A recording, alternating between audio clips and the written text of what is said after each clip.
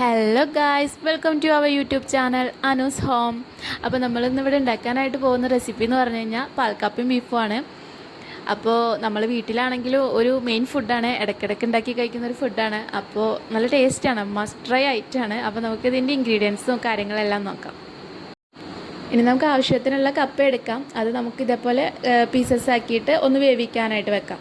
കുക്കറിലാണ് വെക്കുന്നതെങ്കിൽ ഒരു 3-4 വിസിൽ മതി. അപ്പോഴേക്കും നമ്മൾ കപ്പ റെഡിയാക്കി കിട്ടിയിട്ടുണ്ടാവും. അപ്പോൾ ഇനിയിപ്പോൾ നമുക്ക് നെക്സ്റ്റ് ബീഫിൻ്റെ പ്രിപ്പറേഷൻസ് നോക്കാം. നമ്മൾ ബീഫ് നല്ല കട്ട് ചെയ്തിട്ട് നല്ലപോലെ കഴുകി എടുത്തിട്ടുണ്ട്. നമ്മൾ ബീഫ് ഉണ്ടാക്കാനായിട്ട് പോകുന്നത് ഒരു മൺചട്ടിയിലാണ്. ആദ്യം പെരുംജീരകം നമുക്ക് ആഡ് ചെയ്ത് കൊടുക്കാം, അതുപോലെ തന്നെ ഉലുവ ആഡ് ചെയ്ത് കൊടുക്കാം. പിന്നെ നമ്മൾ കുനുകുന അരിഞ്ഞു വെച്ച വെളുത്തുള്ളി ആഡ് ചെയ്ത് കൊടുക്കാം. പിന്നെ നമ്മൾ കട്ട് ചെയ്ത് വെച്ചാൽ ഇഞ്ചി കൂടെ ആഡ് ചെയ്ത് കൊടുക്കാം. പിന്നെ ചെറിയുള്ളി, കുറച്ച് പച്ചമുളക്, കുറച്ച് കറിവേപ്പില.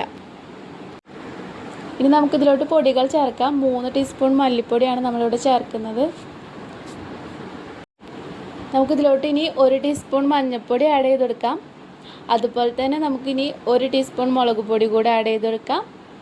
അതുപോലെ 1 ടീസ്പൂൺ ഉപ്പ് ആഡ് ചെയ്ത് കൊടുക്കാം.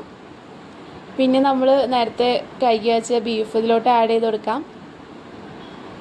ഇനി നമ്മളിതിൽ കുറച്ച് വെളിച്ചെണ്ണ കൂടെ ആഡ് ചെയ്യുന്നുണ്ട്. അത് വേറെ ഒന്നിനുമല്ല, നല്ല ടേസ്റ്റി ആയിട്ട് കിട്ടും. നമ്മൾ ബീഫ് നല്ല ടേസ്റ്റി ആയി കിട്ടും. ഇനി ഇത് നമുക്ക് നല്ലൊന്ന് കുഴച്ചെടുക്കാം. ഇനി കുഴച്ചതിന് ശേഷം നമ്മൾ ഇതിലോട്ട് കുറച്ച് വെള്ളം ആഡ് ചെയ്ത് കൊടുക്കുന്നുണ്ട്. ഇനി നമുക്കിത് കുക്ക് ചെയ്തെടുക്കാം. അപ്പോൾ നമ്മൾ ബീഫ് വെൽ കുക്ക്ഡായി കിട്ടിയിട്ടുണ്ട്.